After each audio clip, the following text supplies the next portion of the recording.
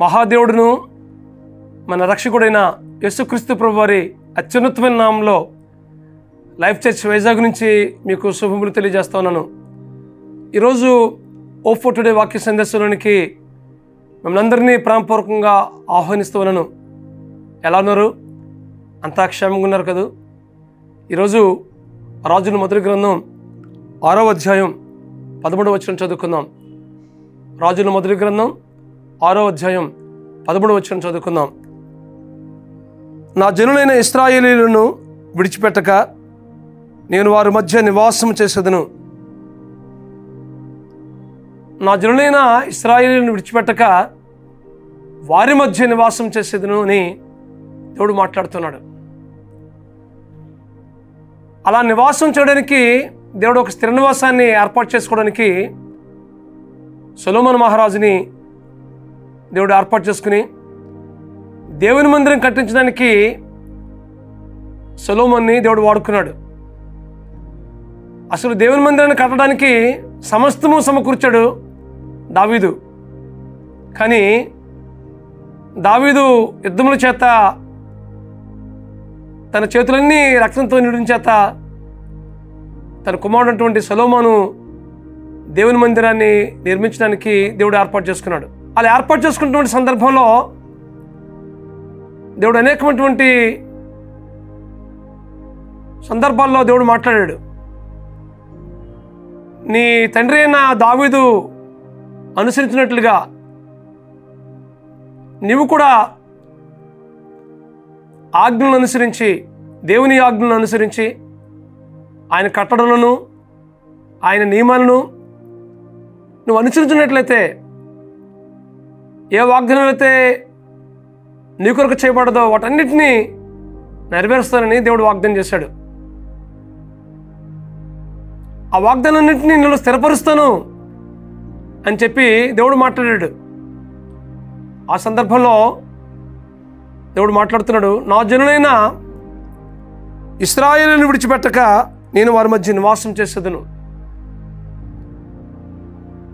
దేవుడు మన మధ్య నివాసం చేయాలని దేవుడు ఇష్టపడుతున్నాడు. ఆయన సన్నిధి నిత్యము మనకు తోడుగా ఉండాలని, మనతో ఆయన సన్నిధి ఉండాలని, తద్వారా మన జీవితంలో ప్రతి రంగంలో దేవునికి మహిమ తేవాలని దేవుడు ఇష్టపడుతున్నాడు. అయితే ఆయన ఆజ్ఞలు, ఆయన కట్టడలు, ఆయన నియమాలు మనం పాటించినట్లయితే దేవుడు అనేకమైన వాగ్దానాలు చేశాడు మన కోసం. ఆ వాగ్దానాలు అన్నింటినీ మనలో స్థిరపరిచి మన పక్షంగా కార్యం చేయడానికి దేవుడు ఇష్టపడుతూ ఉన్నాడు. వాగ్దానం చేసిన దేవుడు నమ్మదగినవాడు. అయితే దేవుడు నిత్యము తన సన్నిధి ఉంచాలని ఆశపడుతున్నాడు. ఆయన సన్నిధిని మనం నిత్యము అనుభవించినట్లయితే ఆ వాగ్దానాలు మన జీవితంలో చేయడానికి దేవుడు ఇష్టపడుతున్నాడు. దేవుడు విడిచిపెట్టినట్లయితే మన జీవితంలో అనేకమైనటువంటి విఫలతలు చూస్తుంటాం. చాలాసార్లు ఇశ్రాయేలు ప్రజలు దేవుని మీద తిరుగుబాటు చేసినప్పుడు, దేవుని మీద సనుక్కున్నప్పుడు, దేవుని విడిచిపెట్టి వేరే దాన్ని ఆశ్రయించినప్పుడు వారి జీవితంలో చేదు అనుభవాలు ఎదురయ్యాయి. తద్వారా వారు నిరాశ, నిస్పృహకు, నిట్టూర్పుకు, చాలా వ్యాధులకు, కృంగుదలకు గురయ్యారు. ఇశ్రాయేలు ప్రజల పట్ల దేవుడు ఎన్నో కార్యాలు చేస్తూ వచ్చాడు, కానీ చాలాసార్లు దేవుని మీద తిరుగుబాటు చేస్తూనే వచ్చారు. అయితే